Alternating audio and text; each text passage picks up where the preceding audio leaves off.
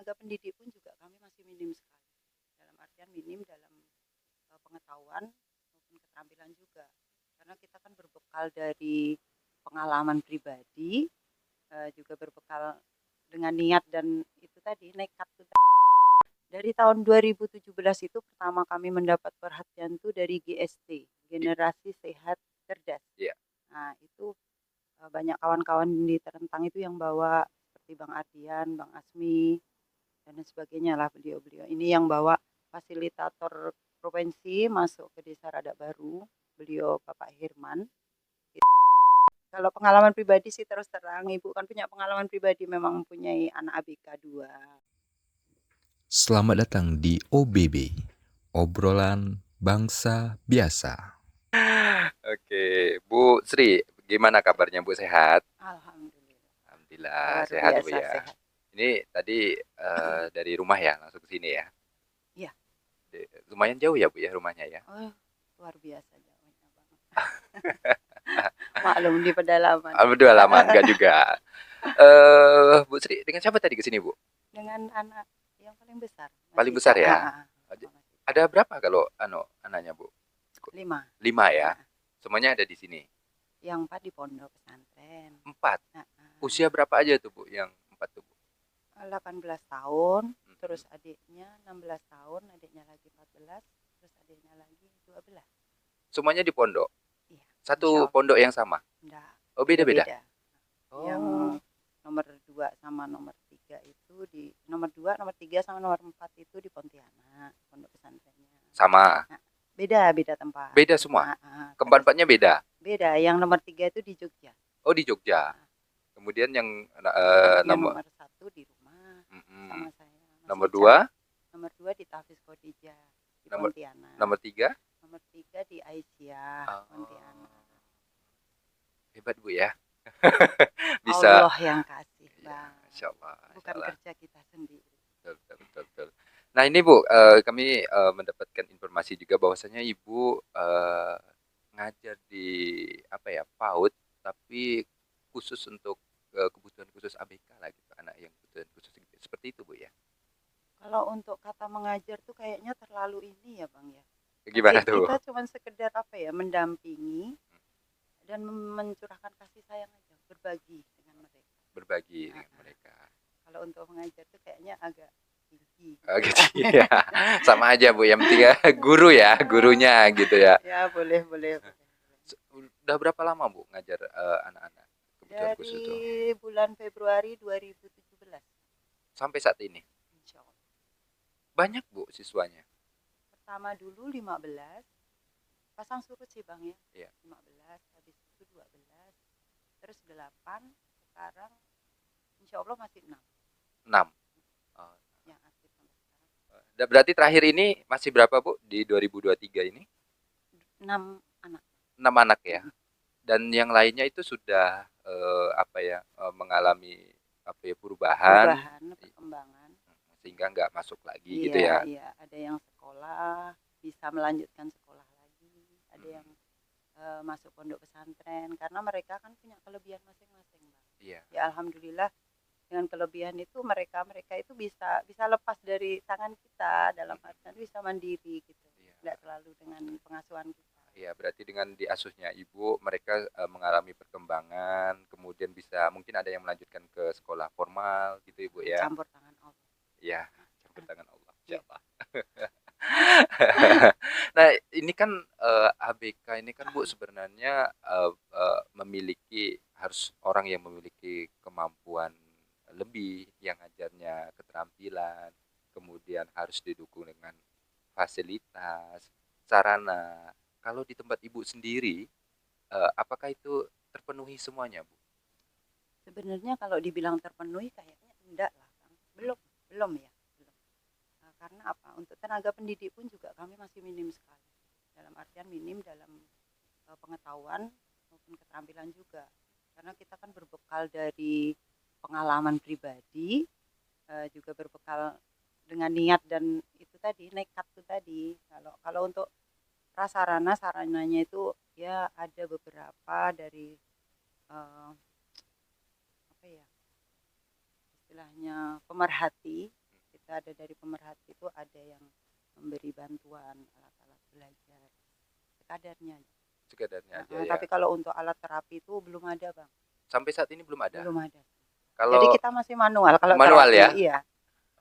Tapi tadi saya mengutip itu ada pengalaman pribadi, tapi nanti kita bahas ya, Bu ya. Oke, Tapi oke. saya mau fokus ke sekolah yang Ibu didik ini dulu Siap, anak-anaknya nih. siap, monggo.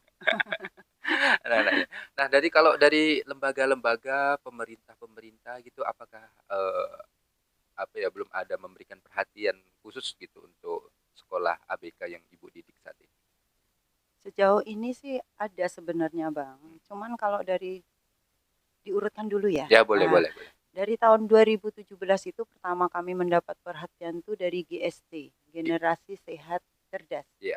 Nah, itu banyak kawan-kawan di Terentang itu yang bawa, seperti Bang Ardian, Bang Asmi, dan sebagainya lah, beliau-beliau ini yang bawa fasilitator provinsi masuk ke Desa Rada Baru. Beliau Bapak Herman itu memberikan banyak support lah untuk kita.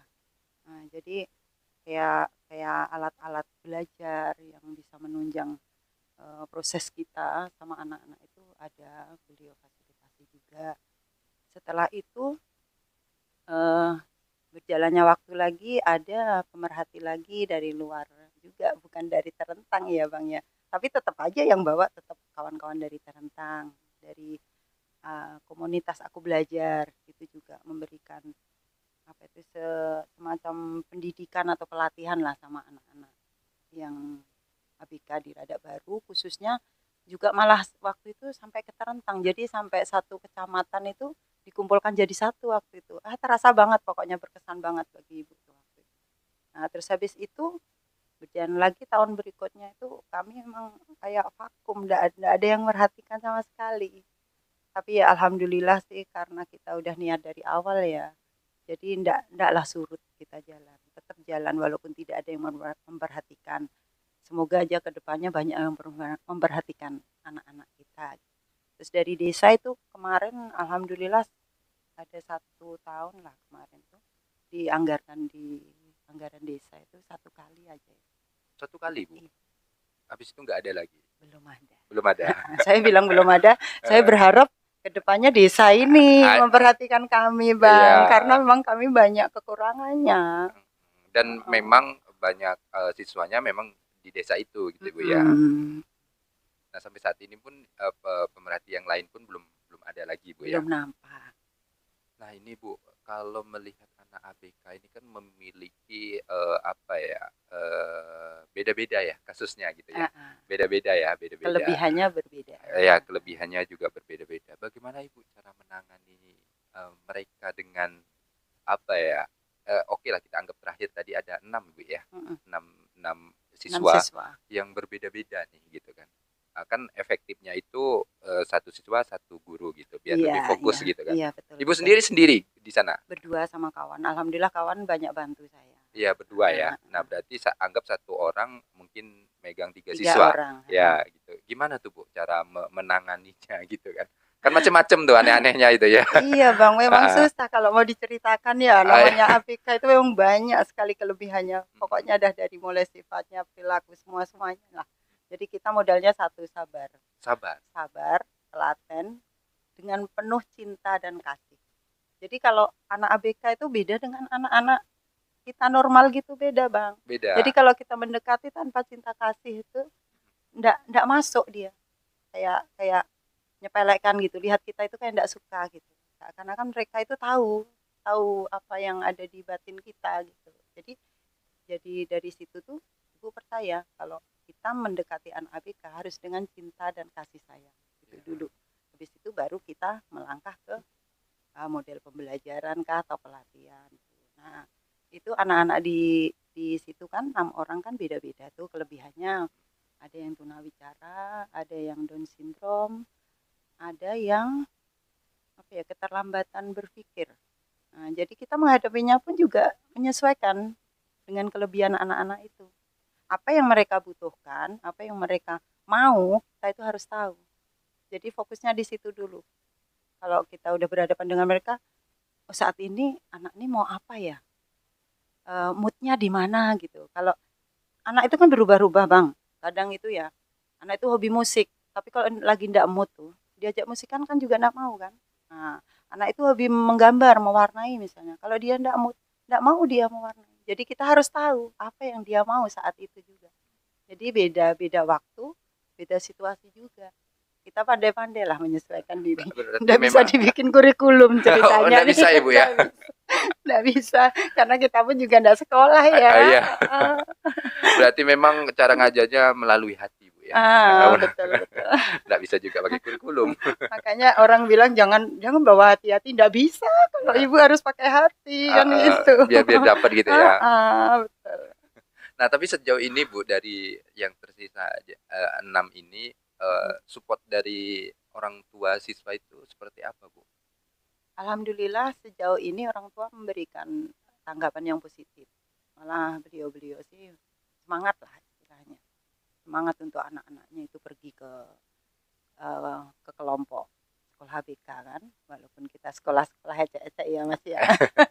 Ya enggak lah Bu, enggak Karena ecek-ecek dari lah. hati itu tadi, bukan Iya. bukan instansi kan, Iya. dari hati. Jadi itu tadi orang tua pada memberi semangat ya. Nanti apalah yang kita ajarkan anak-anak di sekolah itu, orang tua alhamdulillah bisa menanggapi, bisa melanjutkan di rumah. Misalnya saya ada terapi apa gitu kan, saya contohkan. Kan sengaja kalau pas terapi anak itu orang tua harus mendampingi. Jadi beliau itu tahu apa yang kita lakukan terhadap anaknya. Nah, nanti kita kita apa itu kita harap tuh mereka itu di rumah itu juga dipraktekkan. Jadi jangan hanya diam di saya aja. Karena terus terang saya kan cuma 2 hari dalam 1 minggu. Di Ngajarnya. Sabtu dan Minggu ya. Oh iya, berarti ngajar jadwalnya memang di Sabtu Minggu. Senin sampai Jumat itu nggak ada kosong Senin ya? sampai Jumat itu ibu kan di PAUD-nya Bang. Oh di PAUD PAUD-nya. PAUD itu kan umum, anak-anak umum kan. Jadi nanti untuk yang ABK itu ibu ambil di hari Sabtu dan Minggu biar tidak mengganggu. Karena mereka kan punya ini sendiri ya, Iya. kelebihan sendiri, jadi tidak bisa dicampur dengan anak-anak yang normal gitu. Pun nggak bisa juga harus setiap hari Bu ya, nggak nanti bisa. bosen mereka. Iya betul. Sejauh ini Bu udah ada belum usaha Ibu untuk mungkin mengajukan ke pemerintah, bahkan mungkin dari kabupaten atau provinsi, atau memiliki relasi-relasi yang bisa mensupport dari sekolah ABK Ibu ini di sana? Kalau untuk mengajukan itu sebenarnya udah dari tahun 2017 Bang Miko. Cuman karena bukan ibu sendiri yang jalan, dalam artian ada kawan kan yang manjangkan cerita, yang manjangkan kisah kita gitu. Nah, jadi beliau-beliau yang jalan. Jadi nanti kita tunggu aja lah hasilnya kayak apa. Tapi alhamdulillah sih sejauh ini kayaknya ada lah sedikit-sedikit yang datang gitu. Mungkin insya Allah itu hasilnya dari kawan-kawan jalan juga sih, kawan-kawan bantu. Tapi kalau untuk dari desa ini, ibu ini prihatin banget. Mau ngerengek, malu. Iya. Mau memohon kayaknya gimana gitu kan. Tapi Ya kok kan? nggak diperhatiin gitu Bu ya? Itu jadi kayak buah si malakama, nggak minta kurang, tapi kalau minta malu, iya kan? Si malakama bener. Kalau memang didiamkan aja kan kita nggak mungkin bisa bergerak sendiri. Bergerak bisa, tapi untuk memajukan itulah yang susah. Ya. Tapi Bu, di desa ini kan minim dengan fasilitas-fasilitas gitu ya Bu ya. Nah, upaya apa Ibu untuk menunjang fasilitas-fasilitas yang terbatas di desa ini sehingga proses belajar ini bisa berjalan dengan lancar? Fasilitas maksudnya untuk Ya. pembelajaran pembelajaran di dalam. Ya. Kita kan memang udah enggak selalu tergantung dengan alat ya Bang. Ya. Jadi kita itu ini aja lah, itu ramah lingkungan aja. Jadi misalnya kayak kita mengenalkan sesuatu sama anak ABK kan, anak ABK kan enggak seperti anak-anak yang lainnya kan, umurnya kadang udah besar tapi pemikirannya masih kecil. Jadi kita kan harus didiknya kayak anak PAUD gitulah modelnya gitu. Jadi kita ramah lingkungan aja, pakai benda alam. Di luar kelas. Pokoknya kita aja, yang penting mereka itu enjoy. Tidak harus pakai alat gitu Bu ya? Enggak. Kalau untuk terapi itu pun juga kayak gitu juga Ibu terapkan. Pokoknya ramah lingkungannya. Kita bisa bergerak di mana kita bisa bergerak, apa yang bisa kita gerakkan gitu aja lah. Nggak ribet. Jangan sampai alat menjadi faktor membuat keterhambatan gitu Bu ya. Iya betul. Yang penting proses belajar tetap Heeh. berjalan gitu Bu ya. Iya. Nah Bu, tadi yang saya kutip yang tadi mau saya bahas itu pengalaman ini Bu. Apa yang Ibu maksud dengan pengalaman? Jadi Ibu kan mengatakan tadi kalau ngajar di ABK ini karena pengalaman hidup Ibu gitu. Apa yang terjadi di pengalaman hidup Ibu sehingga Ibu tuangkan lagi untuk mendidik anak-anak? Maksud Bang Miko pengalaman pribadi? Iya, pengalaman pribadi itu. Oh. Bukan malu sih, kayaknya Iya. kok membeberkan cerita sendiri kayak promosi. Ya enggak Bu, enggak. Ya ini berhubung ditanya ya, tetap Iya. aja kita jawab ya. Kalau pengalaman pribadi sih terus terang, Ibu kan punya pengalaman pribadi, memang mempunyai anak ABK 2.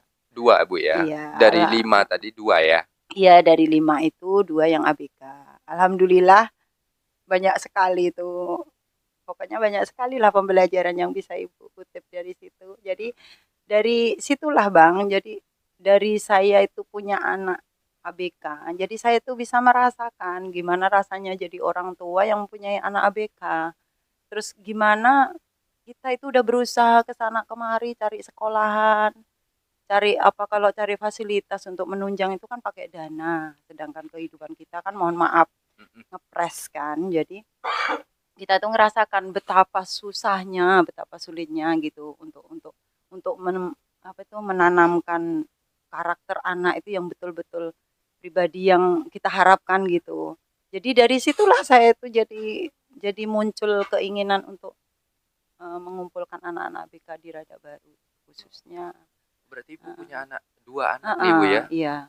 Mulai dari situlah baru adanya sekolah, baru ABK yang lain bergabung menjadi satu sekolah situ. Karena Ibu kan setelah masuk di daerah Trani, di lokasi Trani, kok lihat, oh tetangga ada yang punya anak begitu ya, oh yang itu ada malah ada yang ngejek. Kadang saya deketin kan orang tuanya, ngapa Bu kok anaknya enggak pernah diajak keluar? Malu Bunda katanya. Pokoknya adalah alasannya itu. Saya coba kasih pengertian ke beliau-beliau ini, kalau kita punya anak ABK itu bangkit, jangan malah malu. Ajaklah anak-anak itu keluar biar bisa bersosialisasi dengan lingkungan. Ya terus terang saya memang dari awal tuh mendidik anak saya, walaupun ABK tetap saya didik seperti anak normal. Bukan saya memaksakan kehendak, bukan Bang. Karena saya ingin menanamkan rasa percaya diri terhadap anak-anak saya. Iya, kalau sekarang kan saya kan masih segar, masih bisa diandalkan untuk anak-anak. Kalau nanti saya udah tua kan anak-anak harus bisa mandiri kan. Kalau enggak saya bekali kayak gitu, sifatnya sikap-sikap yang bagus, nanti bingung, nanti lingkungan yang susah. Jadi saya mencoba untuk memberi pengertian kepada para orang tua ABK. Saya kasih pesan setiap saya ketemu, setiap saya kunjung. Jangan sampai minder punya anak berkebutuhan khusus. Karena anak berkebutuhan khusus itu memang istimewa. Istimewa sekali. Dari mulai bangun tidur sampai mau tidur lagi, semuanya istimewa. Kalau diceritakan, habiskan waktu. 5 orang anak ini,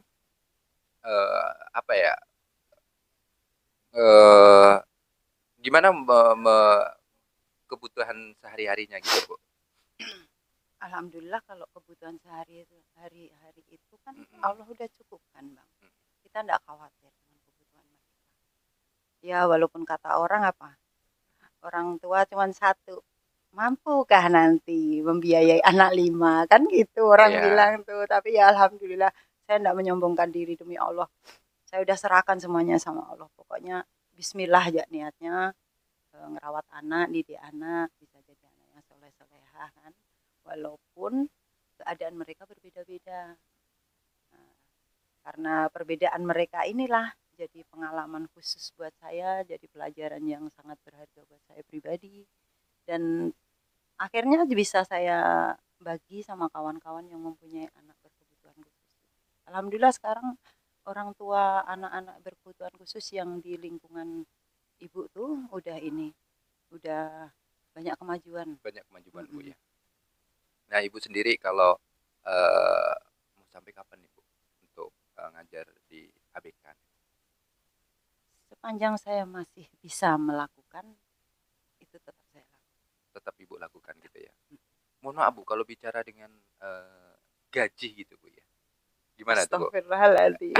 Ya siapa tahu memang ada gitu kan gajinya di ABK gitu. Kalau gaji di ABK itu sebenarnya tidak ada, Bang. Tidak ada Bu Tidak ya? ada, kita sosial aja dari awal.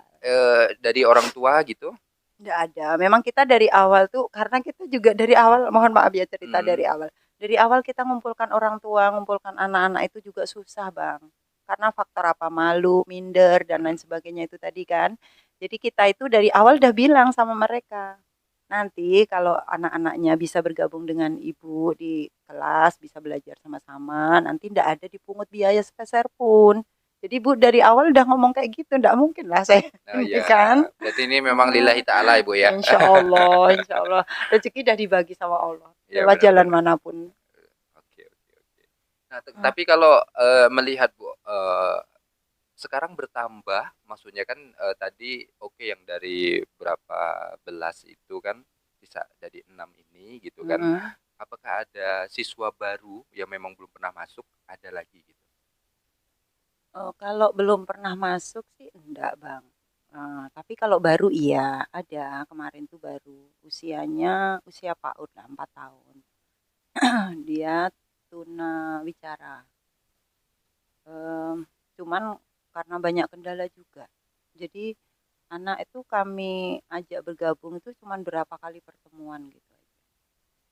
Memang kendalanya memang Masya Allah di luar kemampuan ibu.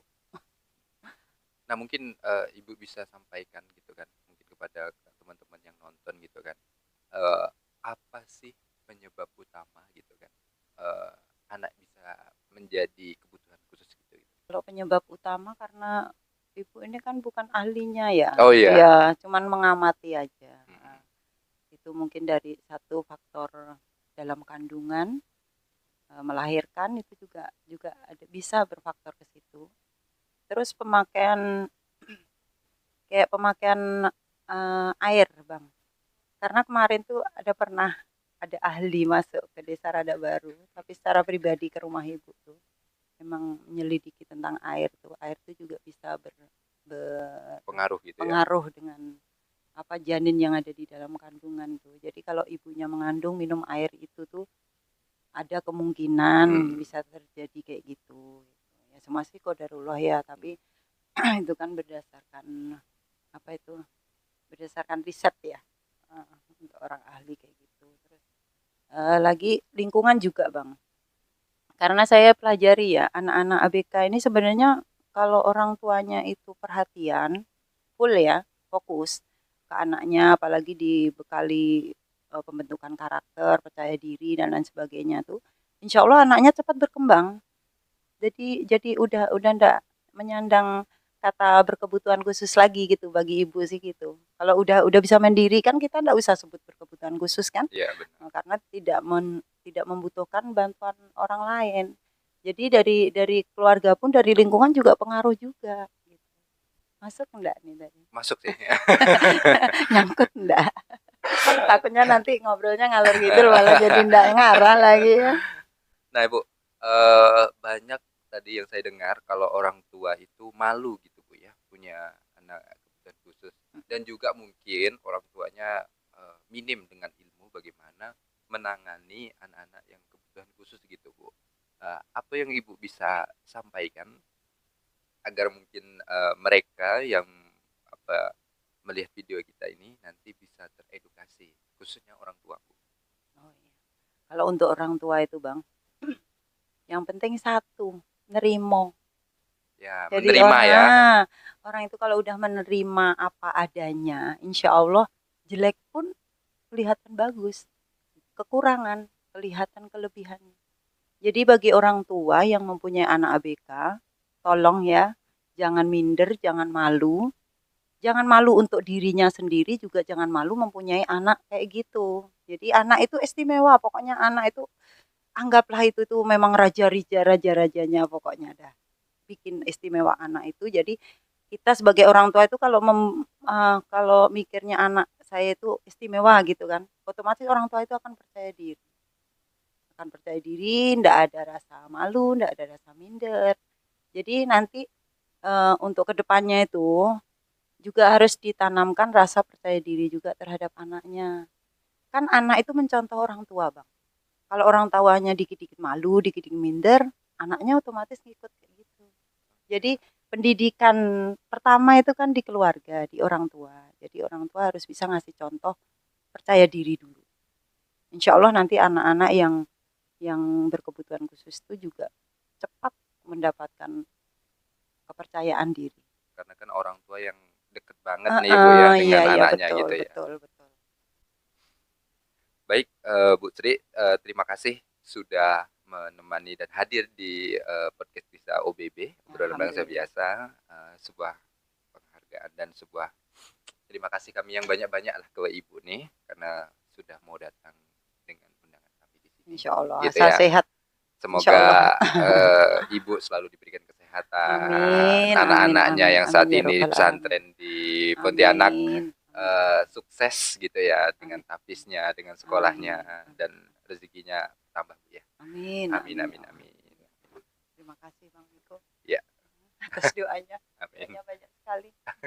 Pokoknya doa terbaik untuk Bang Miko, untuk kawan-kawan semua Amin, yang amin. udah ikut membantu Ibu dari tahun 2017 sampai sekarang hingga akhir nantinya lagi. Semoga semuanya tetap semangat ya. Amin.